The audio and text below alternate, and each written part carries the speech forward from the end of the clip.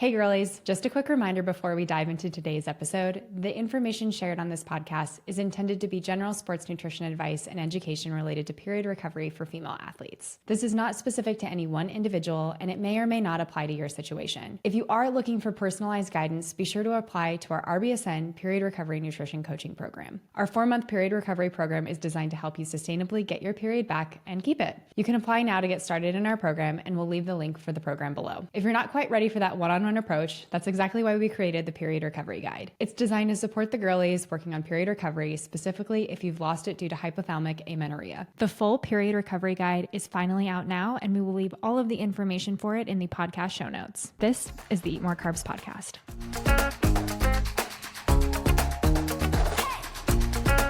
Hello and welcome back. This is the Eat More Carbs Podcast. It's Jenna here with Reilly. We are two dietitians that talk every Thursday about sports nutrition for the girlies. Today, we are going to be doing our What Drives Us Bananas. So everything that we saw this week online that drove us bananas as dietitians. We'll also do our high and low, which is just where we share a little bit about our week, the good, and maybe the parts we wish had gone a little bit differently. And then lastly, we're going to do a training update. We're both in our running era, so we're kind of sharing the updates along the way of how training is going for our upcoming races. So before we get into what drives us bananas, I'm so excited to hear what you have to say, Reilly, but kick us off, high and low. What's going on this week? I should have my high being this episode because I always love what drives us bananas because we just get to get so open and honest and share like our true feedback and feelings with you all who are listening. And I feel like there's just so much like shenanigans online right now and it's driving me bananas every single day. So I'm just so excited to kind of jump in on this episode. But before we do that, my high is we have been working on the period recovery guide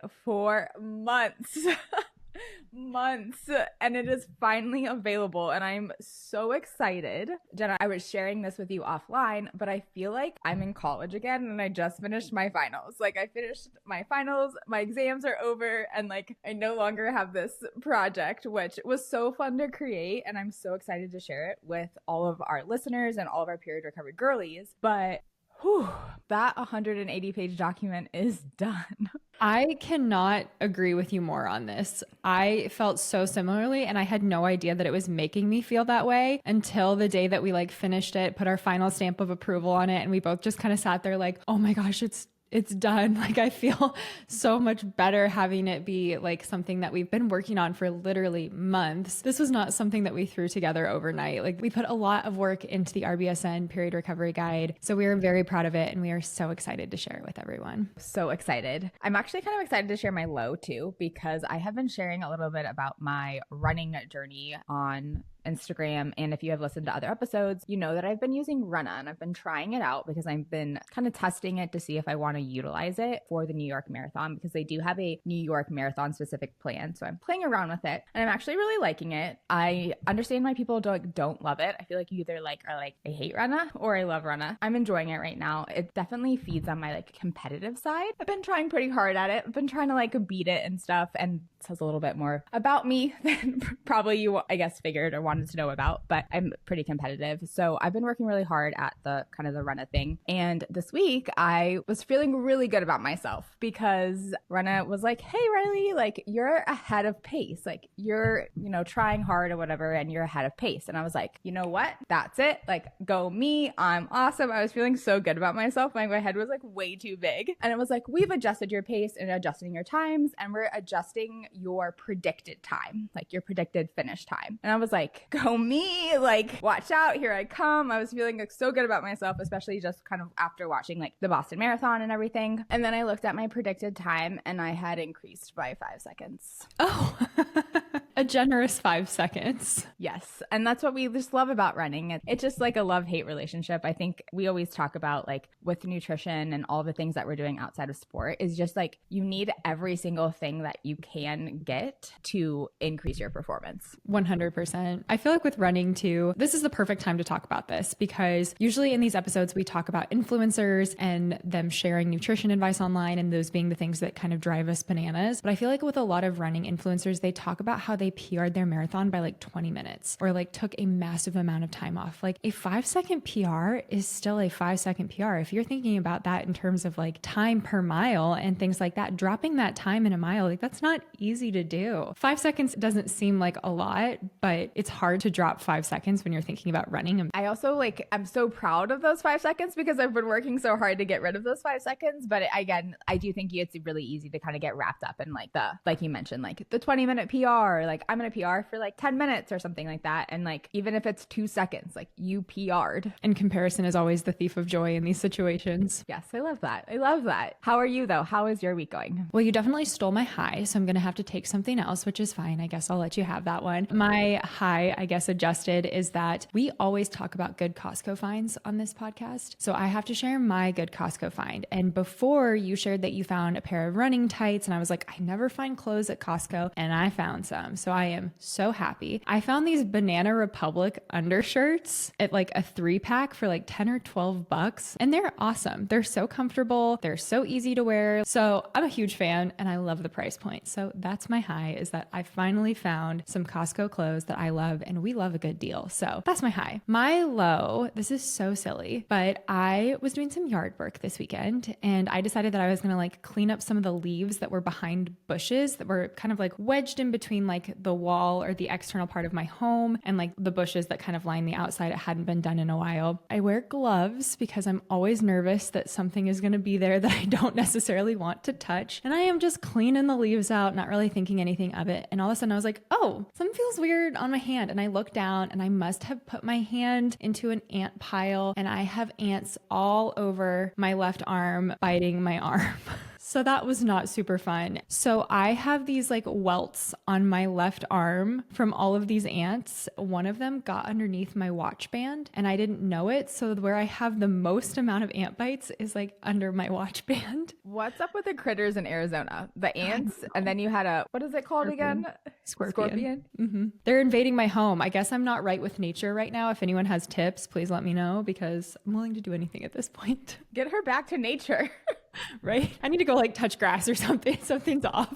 Speaking of touching grass though, I think we would like to tell a lot of influencers that we see online that spread nutrition misinformation to go outside and touch some grass, because my goodness, some of the things that I saw online this week, I was like, I cannot believe. So Reilly, what did you see online this week that drove you bananas? I don't know if I saw this online, but we did a podcast episode about this a couple of weeks ago, and I continue to see it online. But this whole like seed oil debacle, Jenna, it's driving me bananas. I met with one of our period recovery athletes like earlier this week. It's our second call, so kind of just doing some introductory stuff still. And she shared that her fear of seed oils is what really was like the tip of the iceberg in her healthy eating that kind of resorted in her losing her period. It just really drives me bananas because I don't think we realize like how damaging some of this messaging is. Because to be completely honest with you, I am much more worried about you losing your period than eating some seed oils. Okay. Yes. 100%. If there are foods that you don't want to consume or like ingredients that you don't want to have in your diet, I think that's totally okay. But I think that making other people feel fearful about also eliminating those things from their diets is where it starts to become problematic. You can choose to do those things in a way that makes you feel great. But the moment you get online and you start spreading all of this fear about that certain ingredient, it's things like this that we then see where people are like, I was so afraid to eat food because of all of these things that I was hearing online. And now we have this condition that is potentially very impactful on health in the future and health currently, that it's like, wow, maybe we should rethink about how much fear we're placing on food instead of being like, hey, it's okay to not be perfect with the foods that you're consuming. And you can't be perfect. I guarantee you those influencers who are like, I never eat a seed oil, have at some point in their life had seed oils. Yes. And also, we have to stop thinking about nutrition in like these siloed buckets. It's not a singular meal. It's not calories per day. It's not grams of protein per meal. It is the trend of all of these things over a period of time. And this is something that we see often with period recovery. It is really hard to be in a positive energy balance every single day, but you need to be in a positive energy balance overall. And it's so much more about the trend. If you are consuming a large amount of seed oils, then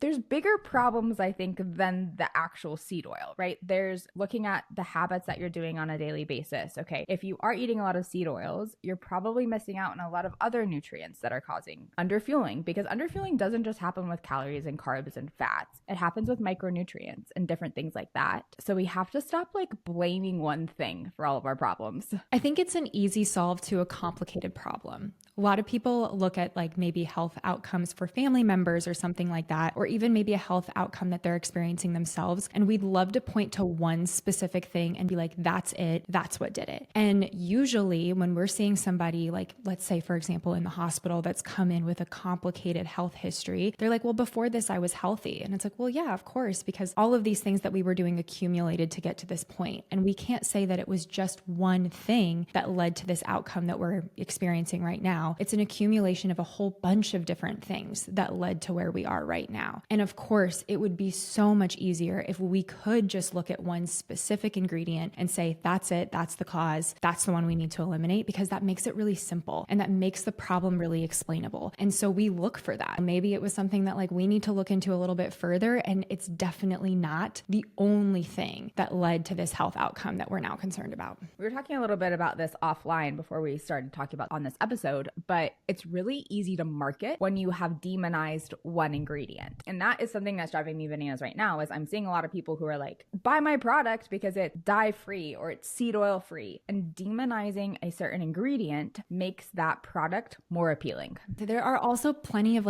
really good alternatives to the things that are very expensive that influencers are trying to sell you. Let's be honest, a lot of the things that I see online that people are trying to sell are not the most cost-efficient things to include in your fueling plan. No, because sometimes the cost-efficient thing is not as glamorous. It's just not maybe as appealing with air quotes because it's not as fancy. And what we have really done as a society is we have almost made health expensive. Oh yeah. But here's an example, right? We look at these greens powders, right? You have to get your vitamins and minerals and you have to, eat these greens powders. You could eat frozen vegetables. Frozen vegetables are super cheap. I have a freezer packed right now of frozen vegetables because it's really easy to make char up a little amount, because she's not eating obviously a ton of things, and we often do salad for dinner. So she's not eating salad yet, even though she tries. She's not very good at it. We do a bunch of different frozen vegetables because I don't want them to go bad, right? If I buy, a thing of carrots or something like that,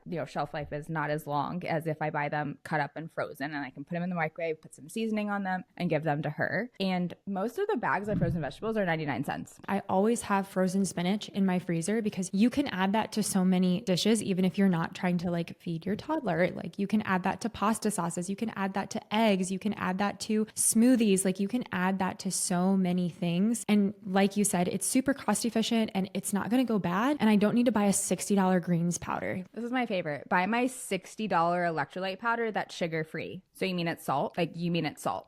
This is a 60 bag pound of salt. If there's even salt in there, it could just be potassium, which is even worse. Come on, guys. It's cool. We associate it with someone that maybe have trust in because we've been following them for a while and we've seen them grow their brand. So because they have more followers, we associate that with trust, and therefore we are more likely to purchase it from them. But this is such a tangent from seed oils. But that's what's driving us bananas a lot, right? And I feel there's so many individuals out there that, could benefit from this messaging. I agree. And a lot of influencers are probably going to give us a 1-star review, but you know what?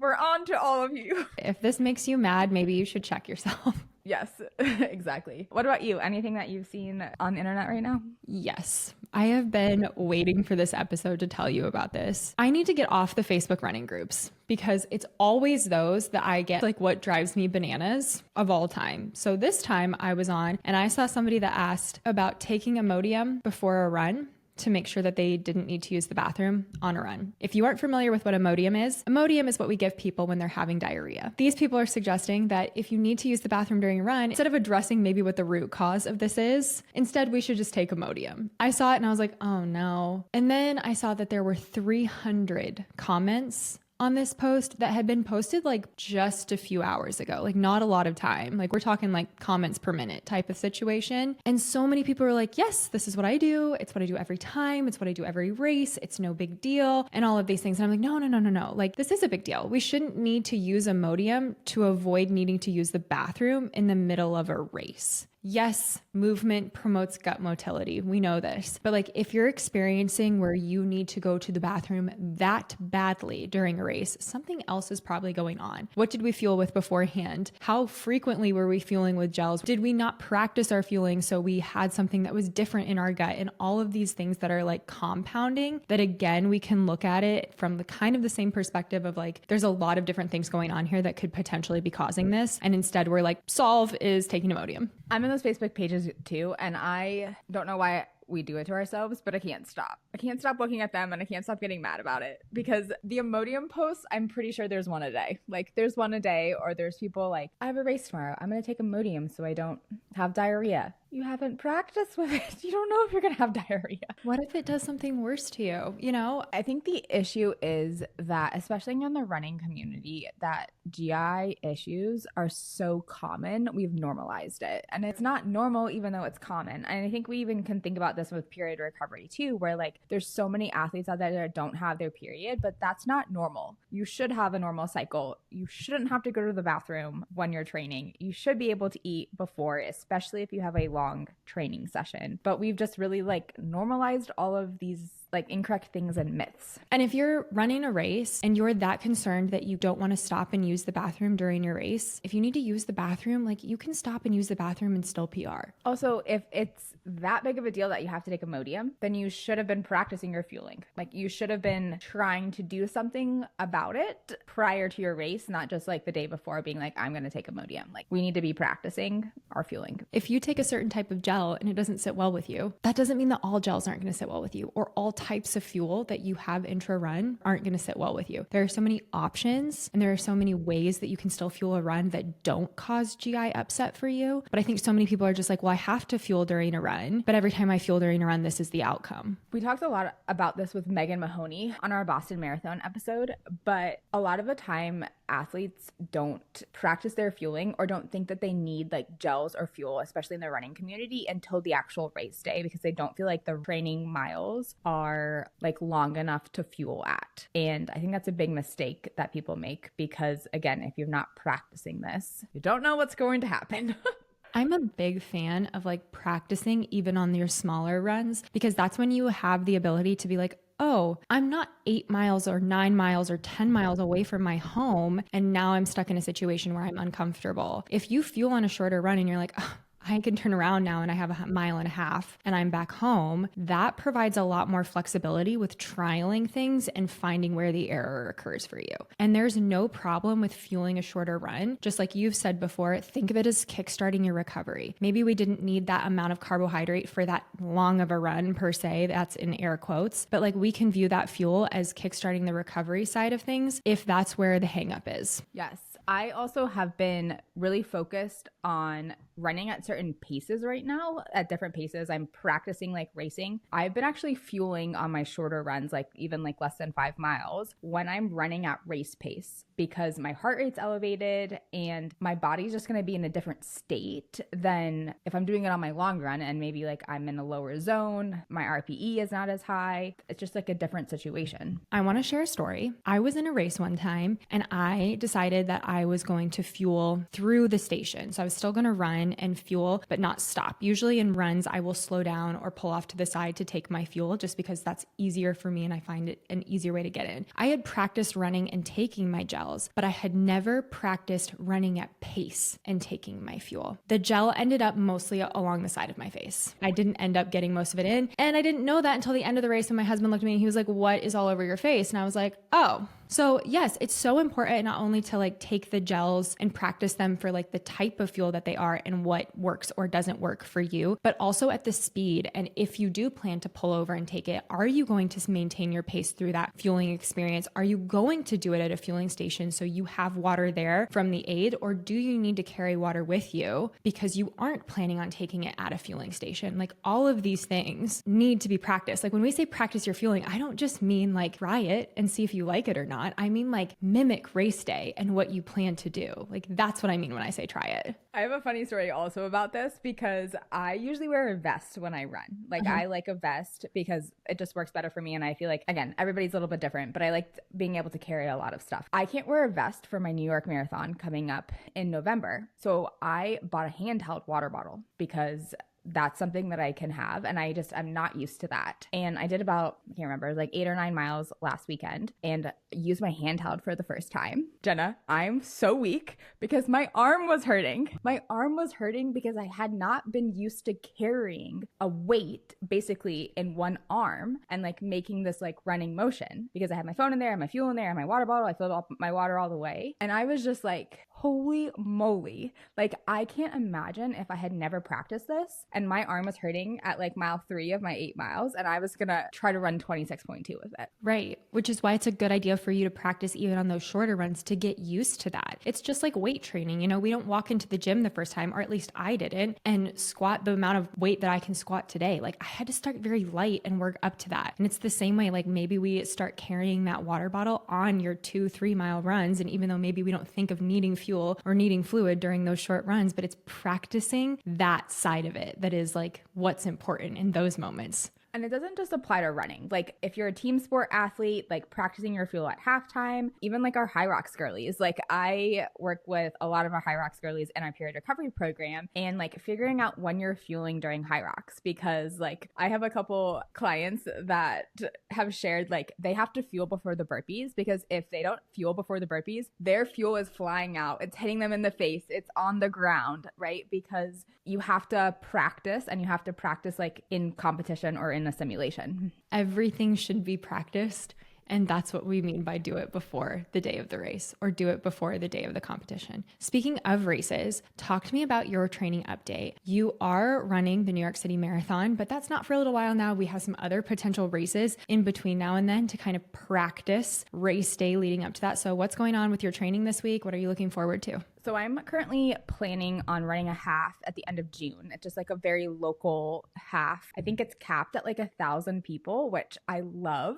Jenna, you're going to die at this. I can pick up my bib like at the race, like 15 minutes before the race. I was like, this is amazing. I don't have to go the day before. I don't have to go to a whole expo or anything like that. I'm like, I can just go, I can pick it up. It'll be great. So I'm really kind of focusing right now on practicing running at different paces, like I shared, because in the past, I have not really, I guess, like practiced like running at different paces and trying to hit certain like RPEs and different things like that. I was more of like, I'm going to do interval and speed work and I'm going to go as fast as I can. And then like my longer runs, I'm going to, just go a little bit slower, but I'm really practicing kind of like changing my pace. How do I feel at this pace? So I'm doing some of that work right now, which has been interesting. It's been very eye-opening. I like that though. Yeah. What about you? You have a race like very soon. When this episode comes out, it will be May 1st and my race is May 4th. So we are recording this a couple days before May 1st. So technically right now I still have one double-digit run prior to the day of my race, which will be this Saturday and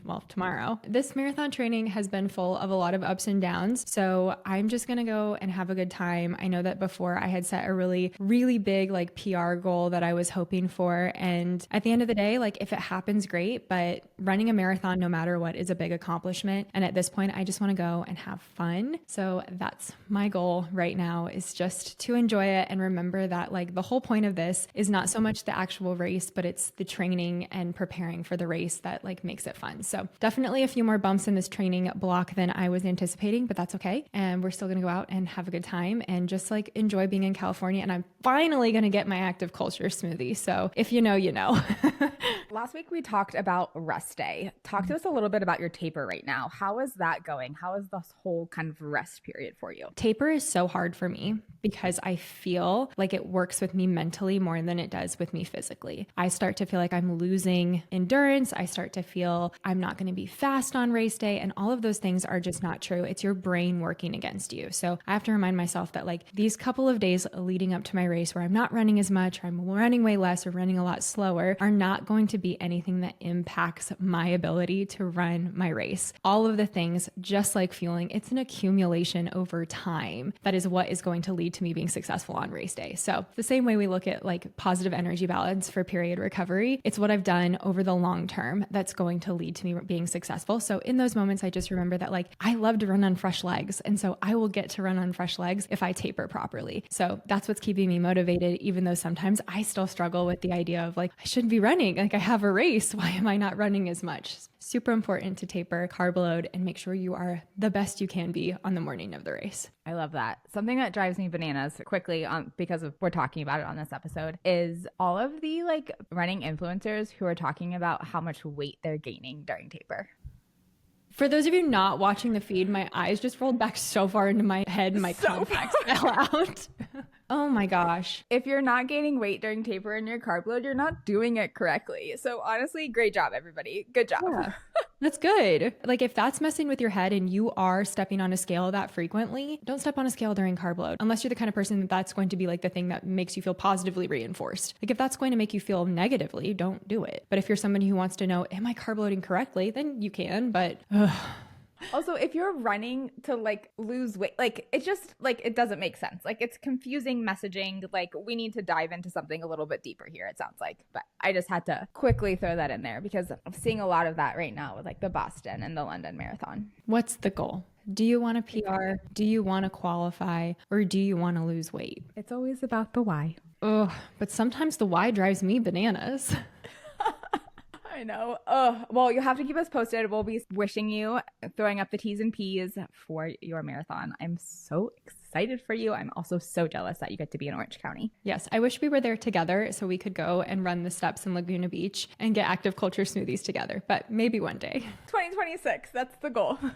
Absolutely. If you have things that are driving you bananas, share them in the comments of this podcast. Remember that the RBSN Period Recovery Guide is finally out, so you can take advantage of that. We will leave the link to that in the show notes of this podcast. As a listener of the Eat More Carbs podcast, we are giving a special discount to all of you. As a huge thank you for listening to the Eat More Carbs podcast, you can get access to our Period Recovery Guide with 10% off. It's about $20, so great discount if you use the code EMC10 at checkout. We can't wait for you to see the Period Recovery Guide. We are so excited for you to start your period recovery journey. If you do have questions for Reilly and I about the Period Recovery Guide, about this podcast, or just nutrition questions in general, please feel free to reach out to us. You can find Reilly at easy.sports.nutrition, and you can find me at jenna.fisher.nutrition. Thank you again for listening to this episode of the Eat More Carbs podcast. Please make sure you rate, subscribe, and review it. And as always, remember to eat more carbs.